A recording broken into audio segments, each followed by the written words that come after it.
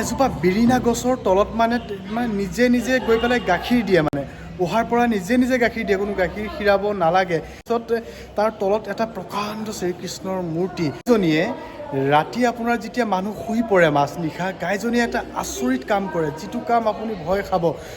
Welcome to my YouTube channel Bappa ৱে vlogs. গতিকে আজি মই আপোনালোকক লৈ যাম এনেকুৱা এখন ঠাই, যিখন ঠাই এতিয়া মই আহিছোঁ এখন জাহাজত, আৰু জাহাজেৰে পাৰ হৈ এখন ঠাই পাম এটা দ্বীপৰ নিচিনা। সেই দ্বীপটোত এনেকুৱা ধৰণৰ কিছুমান বস্তু আছে আপোনালোকে হয়তো কাহানিও দেখা নাই। মই আপোনালোকক সেইসমূহ বস্তু আজি দেখাবলৈ চেষ্টা কৰিম, গতিকে সময় লোকচান নকৰোঁ, ব'লক। উপস্থিত হৈছোঁহি মহাপ্ৰভু শ্ৰী শ্ৰী দৌল গোবিন্দ মন্দিৰত। এয়া চাওক প্ৰথমবাৰৰ বাবে মই আহি ইয়াত উপস্থিত হৈছোঁহি। ব'লক আমি এতিয়া যাওঁ তাৰ ভিতৰ ভাগলৈ, কেনেকুৱানো হয় ইয়াত। জ্বলাই লিখা আছে চাকি জ্বলোৱা গৃহলৈ। এইফালেদি গৈ আমি ভিতৰলৈ, ইয়াত চাকি জ্বলোৱাটো ধুনীয়াকৈ দিয়া আছে।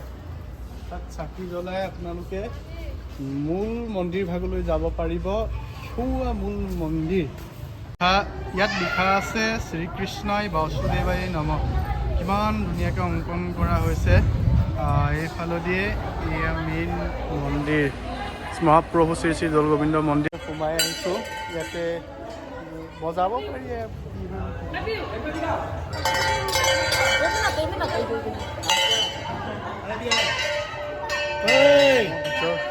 চিঞৰ বাখৰ একো শুনা পোৱা নাই।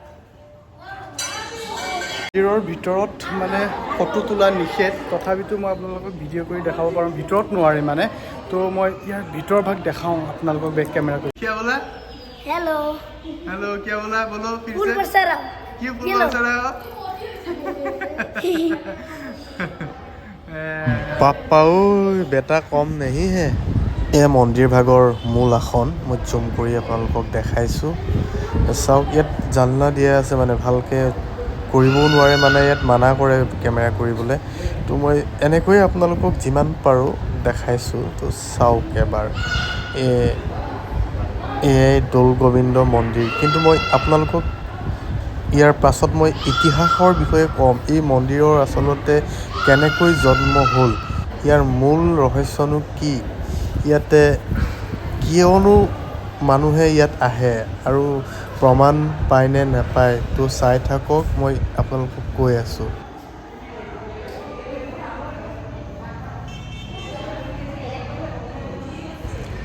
ইয়াত আহিলে আপোনালোকে গাই বা গৰু পাবই, কাৰণ এই ইতিহাসেই গাইৰ লগত জড়িত। আপোনালোকে যদি আহে কিবাকিনি লৈ আহিব খাবলৈ দিবলৈ, আৰু বান্দৰো ধেৰ আছে, খাবলৈ দিব পাৰিব আপোনালোকে। মই এতিয়া আপোনালোকক ইয়াৰ ইতিহাসটোৰ বিষয়ে কওঁ আহক, আৰু আপোনালোকে জানক যে দৌল গোবিন্দ মন্দিৰৰ ইতিহাস কি।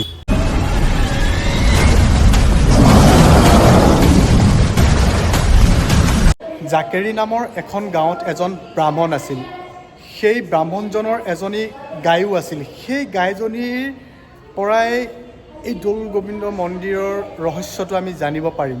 মূল কথাটো হৈছে, সেই গাইজনীয়ে ৰাতি আপোনাৰ যেতিয়া মানুহ শুই পৰে মাজনিশা, গাইজনীয়ে এটা আচৰিত কাম কৰে, যিটো কাম আপুনি ভয় খাব। মানে গাইজনীয়ে যেতিয়া গোহালিত বান্ধি থয়, তেতিয়া সেই গাইজনী মূৰ পুলুকা দি, মানে ৰছী সুলকাই এখন মানে সন্ধ্যাৰণ্য বুলি, মানে এখন অৰণ্যত গৈ মানে এজোপা বিৰিণা গছৰ তলত মানে নিজে নিজে গৈ পেলাই গাখীৰ দিয়ে, মানে পোহাৰ পৰা নিজে নিজে গাখীৰ দিয়ে, কোনো গাখীৰ খীৰাব নালাগে। মানে সেই কথাটো মানে লাহে লাহে লাহে লাহে মানে ইয়াৰে মানে গড়গৰাম বৰুৱা বুলি এজনৰ মানে লোকৰ মানে ইয়াতে কথাটো কাণত পৰে। তাৰপিছত কাণত পৰাৰ পাছত কথাটো আচৰিত বুলি ভাবি পেলাই আলোচনা কৰি, তাৰপিছত সেই বিৰিণাজোপালৈ গৈ পেলাই এদিন সেই বিৰিণাজোপা ৰাইজে খান্দি পেলাই তাৰ পাছত তলত দেখে এটা মানে শ্ৰীকৃষ্ণৰ মূৰ্তি।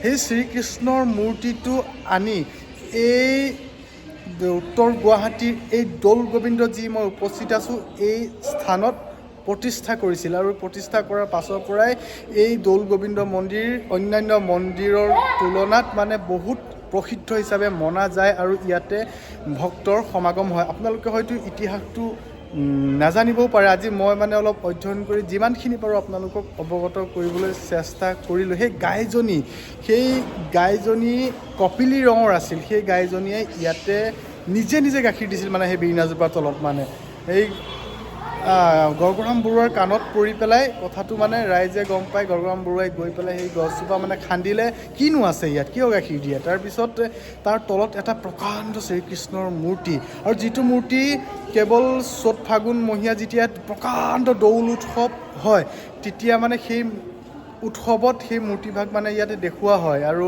এতিয়া মই দেখাবলৈ আপোনালোকক চেষ্টা কৰিলোঁ হ'লে, কিন্তু বন্ধ থাকে। কেৱল তেতিয়াহে খোলে আৰু তেতিয়াই ইয়াতে উলিওৱা হয়, মানুহে দেখে। তথাপিতো মই ক'ত হয় ইয়াৰ আপোনাক মই মেইন জেগাটো দেখাবলৈ এবাৰ মই চেষ্টা কৰোঁ। আহক। এইভাগেই সেইভাগ মন্দিৰ যিভাগ কেৱল দৌল উৎসৱৰ সময়তহে খোলে, আৰু তেতিয়াই মানুহে দেখিবলৈ পায় সেই মই কোৱা মূৰ্তিভাগ, যিভাগ বিৰিণা গছৰ তলৰ পৰা গড়গড়াম বৰুৱাই জানি পেলাই উদ্ধাৰ কৰিছিলে। আৰু সেই মূৰ্তি আজি মই চাম বুলি আহিলোঁ, কিন্তু দেখা নাপালোঁ। কিন্তু যদি আপোনালোকে ফাগুন চ'ত মাহত যেতিয়া আপোনালোকে হোলী উৎসৱ হয়, তেতিয়া ফাকুৱা উৎসৱ হয়, তেতিয়া আপোনালোকে আহি পেলাই নিজ চকুৰে চাব পাৰিব। এয়াই সেই মন্দিৰ, ইয়াৰ ভিতৰতেই সেই মূৰ্তি আছে বুলি মই গম পাইছোঁ। আৰু ইয়াৰ এইটো পৰিৱেশ, সেই আশে পাশে ইয়াৰ পৰিৱেশ চাওক এবাৰ। ইয়াতে গোটেই মন্দিৰ ভাগ, এইভাগ ধুনীয়া এটা পৰিৱেশ, মানে ঐতিহাসিক ইয়াৰ এটা মানে বহুত মহত্ব থকা মন্দিৰ। মানে এইটো সৰু কথা নহয়, যিটো আগৰ পৰা মানুহে ইয়াত বিশ্বাস কৰি ইয়াতে আহে, আৰু শ্ৰীকৃষ্ণৰ এইটো এটা অন্যতম মন্দিৰ।